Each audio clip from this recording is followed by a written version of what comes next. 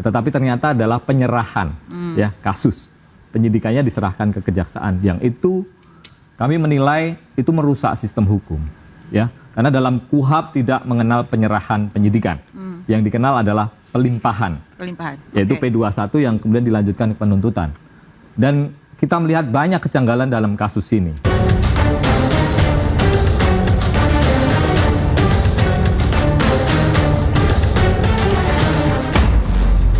Dalam sprindik baru, kami terbitkan makanya sprindik yang sifatnya khusus, kita bentuk tim khusus. Ini terdiri dari 9 orang. Yang jelas, sebagian besar penyidik-penyidik ini yang berasal mantan alumni KPK. Ini kisru tidak benar, harus diambil alih agar hukum tidak rusak. Jadi KPK yang melanjutkan ini, itu ada di dalam Undang-Undang KPK pasal 10A. Jadi KPK dalam rangka supervisi bisa mengambil alih kasus itu dan dia yang menangani. Tapi kan berkali-kali saya katakan, apa berani KPK?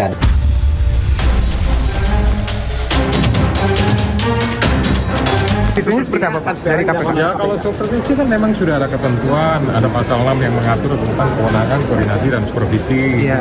Nah nanti sambil kita tindak lanjuti, meskipun secara permintaan secara lisan sudah disampaikan, nanti kan pasti ada permintaan juga secara tertulis dan akan dibahas sesuai dengan SOP yang ada di KPK.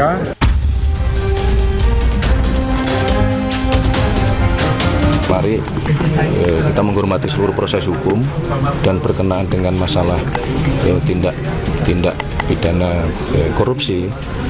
Berulang kali juga Bapak Presiden selaku Kepala Negara maupun Kepala Pemerintahan mengingatkan kepada kita semua, terutama jajaran pemerintahan, untuk memperbaiki diri, menghilangkan praktek-praktek yang tadi kami sebutkan.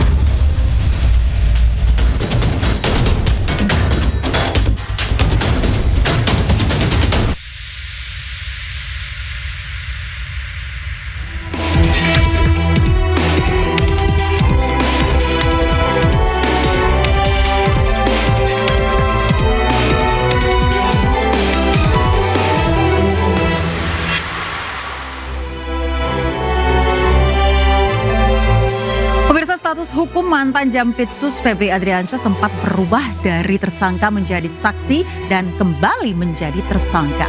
3 surat perintah penyidikan diterbitkan. Tim khusus beranggotakan 9 orang dibentuk Kejaksaan Agung. Bisakah Kejaksaan membuktikan independensinya ketika menangani perkara yang melibatkan mantan pejabatnya, atau perlu supervisi dari KPK? Kita bahas pada malam hari ini pemirsa bersama saya Ayu Nufus. Inilah Interupsi.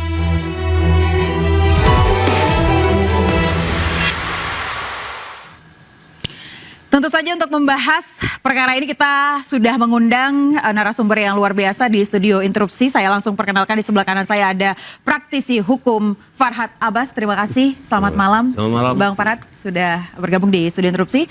Dan juga ada Pak Abdul Fikar Hajar, pakar hukum pidana. Pak Fikar, terima kasih sudah hadir, sudah siap untuk membahas perkara yang sedang kontroversi ini, Pak. Terima kasih, selamat malam. Baik, dan di sebelah kiri saya ada Arief Maulana, Wakil Ketua YLBHI, Yayasan Lembaga Bantuan Hukum Indonesia. Selamat malam, Mbak. Dan juga yang fenomenal ya, ada Mas Yudi Purnomo, penyidik KPK tahun 2013 hingga 2021. Saya ingin ingatkan kembali rules di studio Interupsi, Anda boleh adu gagasan, adu argumen, tapi pastikan Anda katakan interupsi. Saya ke Mas Yudi dulu, Mas. Berbicara soal pengalaman Anda dari tahun 2013 hingga 2021 begitu ya, melihat drama status hukum dari Febri begitu ya, yang dari tersangka, saksi, tersangka lagi ketika sprindik diumumkan. Ditambah lagi di saat yang bersamaan ada Kejagung yang mengumumkan akan menutup pengumpulan data dari SPPG. Kalau menurut Anda, apakah ada konflik kepentingan atau mungkin barter kasus dalam perkara ini? Ya, kalau saya melihat ya, bahwa sebenarnya penanganan perkara baik itu big fish ya kan maupun perkara kecil semuanya sama ya. Prosedurnya sama, undang-undangnya sama ya. Namun kemudian yang berbeda adalah bahwa ketika big fish yang kemudian melibatkan prominent people, ini memang tentu penegak hukum harus melihat dari helikopter view, memang tidak kacamata kuda. Akhirnya kan yang terjadi ya seperti saat ini ya, ketika sebenarnya ada beberapa hal ya yang kemudian menjadi prosedur yang biasa, tetapi kemudian ya akhirnya terjadi kompromi ya, yang kemudian diambil win-win solution ya, yang kemudian yang terjadilah saat ini ya, di mana dari penyidikan kepolisian ya kemudian diserahkan kepada kejaksaan ya, kemudian ya kejaksaan diserahkan dalam bentuk penyidikan. Kompromi yang Anda maksud itu seperti apa? Kompromi apa yang Anda lihat di Ya, sini? komprominya dalam sisi penanganan. Oke. Ya, terlepas dari bahwa ada perdebatan, misalnya kenapa yang diserahkan itu sudah jadi tersangka walaupun diperiksa dan lain sebagainya. Tetapi saya melihat bahwa teman-teman di Polri ya, walaupun kemudian Legowo menyerahkan ya, tapi mereka sudah mengunci ya bahwa dalam kasus ini karena barang buktinya berhasil ditemukan berupa uang ya 0,5 triliun dan 74 kilogram ya, maka tentu dari 3 kasus korupsi yang ditangani, baik itu suplai batu bara, kemudian Krakatau Steel, termasuk juga Asabri ya, mereka teman-teman polisi sudah berani menetapkan tersangka. Artinya ketika diserahkan kepada kejaksaan, maka teman-teman kejaksaan ya sebenarnya startnya nggak dari nol ya, startnya itu sudah punya 2 tersangka, bahkan 1 sudah ditahan seperti itu. Nah kemudian yang paling penting juga ketika terjadi kasus seperti ini, komunikasi ke publik itu sangat penting ya. Misalnya ketika kemarin tiba-tiba menjadi saksi lagi gitu ya, walaupun bisa jadi sebenarnya sudah tersangka gitu ya, tapi kemudian dikemas bahwa ini saksi lagi, itu kan bisa backfire. Dalam kondisi masyarakat melihat ya, ini tentu nggak bisa main-main dalam berkomunikasi gitu ya, harus benar-benar yang strength, benar-benar yang jelas dan akurat. Kemudian juga penanganannya ke depan ya, penanganannya ke depan ya, saya paham bahwa dalam kasus ini ya tentu banyak di luar ini jeruk makan jeruk dan lain sebagainya, tapi saya yakin bahwa jeruk makan jeruk artinya apa dalam ya, artinya apakah bisa ya suatu instansi menangani anggotanya sendiri gitu, atau lagi yang sudah menjabat lebih tinggi seperti itu ya. Sebenarnya dalam berbagai macam apalagi kasus, beliau ini adalah jampitsus ya, termasuk berbagai macam kasus sebenarnya bisa saja gitu ya, tergantung dari perspektifnya dan sebagainya. Namun sekali lagi bahwa sekarang yang ditunggu oleh masyarakat itu kan sebenarnya hanya tadi, apakah penanganan ini ya, ini harus dibuktikan. Buktinya sebenarnya bagi saya gampang Mbak Aya ya, bahwa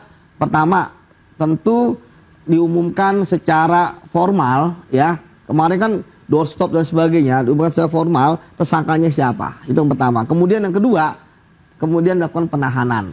Bagi saya cara untuk mendapatkan kepercayaan tidak ada konflik interest adalah dengan segera dilakukan penahanan terhadap mantan Jampitsus. Baik. Mengapa? Sebentar kita stop dulu sebentar terkait dengan sprindik ini, menarik sekali yang memang ini menjadi perbincangan. Saya mau tanya Pak Fikar, Pak, sebenarnya ketika sprindik itu diumumkan oleh Kejagung, status hukum Febri itu sebenarnya seharusnya seperti apa? Iya, sprindik itu surat perintah dimulainya penyidikan. Berarti harus mulai dari nol lagi? Iya, jadi sebenarnya enggak, itu sudah sebenarnya mulai baru lagi sebenarnya jadinya. Mulai dari penilaiannya dan semuanya harus dimulai dari nol. Padahal kan lagi. sudah ada dari kepolisian kan sebenarnya. Perkaranya, siapa tersangkanya, perkaranya apa gitu. Mestinya sudah tingkat penuntutan kan sebenarnya. Tapi dengan keluar sprindik baru, itu artinya kejaksaan membuka penyidikan baru gitu. Makanya kemudian masyarakat jadi ribut ketika sebenarnya sih prosedurnya benar. Apa yang namanya tersangka itu pasti berasal dari salah satu saksi. Ya, itu pasti itu. Ya, artinya setiap proses penegakan hukum itu pasti akan melewati proses itu gitu. Baik. Nah, cuma mestinya kalau dia diasumsikan meneruskan proses di kepolisian, mestinya langsung tersangka. Tapi ternyata kan pakai sprindik baru. Artinya dia bukan lagi tingkat penuntutan, tapi penyidikan baru sebenarnya. Nah, karena itu kemudian penetapan tersangkanya setelah dia didengar sebagai saksi. Setelah masyarakat ribut, kok cuma saksi? Lalu kemudian diletakkan lagi dia sebagai tersangka. Berarti statusnya sebagai saksi di Kejagung itu sudah benar? Dari urutan proses benar, karena dia sprindik baru, gitu. Tapi kalau dia sprindiknya mulai dari kepolisian, nggak benar, mestinya langsung tersangka, gitu. Baik, jadi karena dilimpahkan di tengah jalan oleh kepolisian dengan status tersangka, kemudian ketika sprindik di Kejagung, statusnya baru lagi. Itu Masih. terminologi dilimpahkan juga keliru itu. Hasilnya apa, Pak? Serahkan. Diserahkan. Kalau dilimpahkan itu penyidikannya sudah selesai, dilimpahkan ke penuntutan. Baik. Ini penyidikan belum selesai, diserahkan kelanjutan penyidikannya. Nah kan siapa namanya? Pak Yusril ngomong itu penyidikan lanjutan. Istilahnya gitu kan, pakai terminologi itu. Padahal itu sebenarnya nggak ada di KUHP. Semua nggak ada istilahnya ini. Semua nggak ada istilahnya. Semuanya nggak ada istilahnya. Ini apa gitu kan? Di dalam KUHP itu nggak ada. Jadi lagi-lagi menurut Anda apa? Ini win-win solution. Seperti itu. Kalau YLBHI melihatnya seperti apa, Mas? Ya, pertama kita melihat kasus ini sebagai skandal besar ya, kasus korupsi di rezim pemerintahan Prabowo yang kemudian menjanjikan akan mengejar koruptor sampai Antartika, gitu ya. Mestinya kalau dengan pengandaian seperti itu, penuntasan kasus korupsi itu tegas, jelas, dan tidak pandang bulu. Mestinya ya. Tapi kemudian kita melihat fakta bahwa hari ini nampaknya tidak begitu. Ya, lembek sekali nih pemberantasan kasus korupsinya. Karena kasus korupsi yang mestinya kemudian ditangani oleh KPK, ya, tapi kemudian justru kemudian ditangani oleh kejaksaan sendiri. Lembeknya bagian mana, Mas? Sementara kita tahu bahwa ini yang tersangkut kasus korupsi itu adalah panglima perangnya pemberantasan korupsi di Kejaksaan Agung. Ini bukan jabatan yang main-main. Dan ini sebetulnya menambah daftar panjang rusaknya hukum Indonesia. Ya, polisinya korupsi, jaksanya korupsi, hakimnya juga korupsi. Ya, jadi saya kira penting untuk kemudian menuntaskan kasus ini secara terang benderang, jelas, clear begitu. Makanya kemarin YLBHI mengeluarkan statement bahwa pelimpahan kasus ini kepada penyerahan kasus ini kepada kejaksaan, banyak pihak sempat terkecoh ya, pelimpahan itu dipikirnya P21, tetapi ternyata adalah penyerahan ya kasus, penyidikannya diserahkan ke kejaksaan, yang itu kami menilai itu merusak sistem hukum ya, karena dalam KUHP tidak mengenal penyerahan penyidikan, yang dikenal adalah pelimpahan. Yaitu P21 yang kemudian dilanjutkan ke penuntutan. Dan kita melihat banyak kejanggalan dalam kasus ini. Dan oleh karenanya kejanggalan yang menurut Anda paling Anda perhatikan itu apa? Ya, kejanggalan yang paling jelas kita bisa meruntut sebetulnya dari kronologi dari tanggal 8 sampai dengan tanggal 11. Ya, dimulai dari adanya penggeledahan di kafe dan rumah mantan Jampitsus. Kemudian ada pengerahan pasukan ya di Polda Metro Jaya. Pasukannya ini bukan pasukan ini ya penegak hukum ya, tapi Tentara Nasional Indonesia yang ngurusi pertahanan. Yang ini inkonstitusional kalau menurut kami.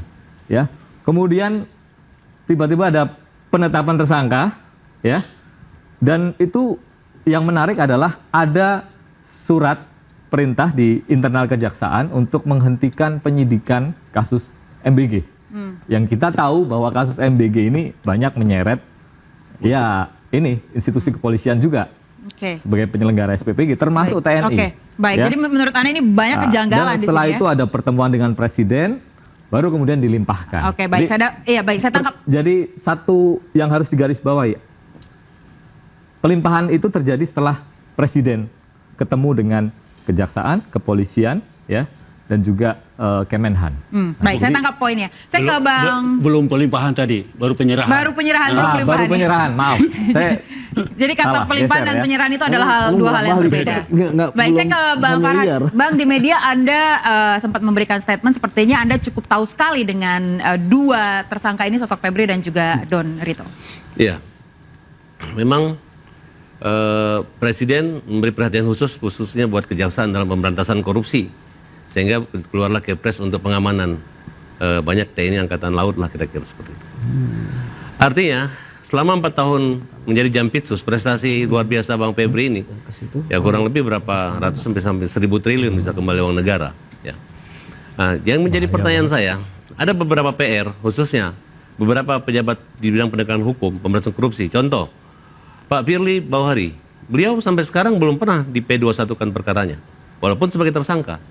Dan ditahan juga belum ditahan. Kemudian pernah kejadian Pak Budi Gunawan, pernah jadi tersangka oleh KPK, tapi dengan upaya tetap praduga tidak bersalah sehingga beliau dibebaskan.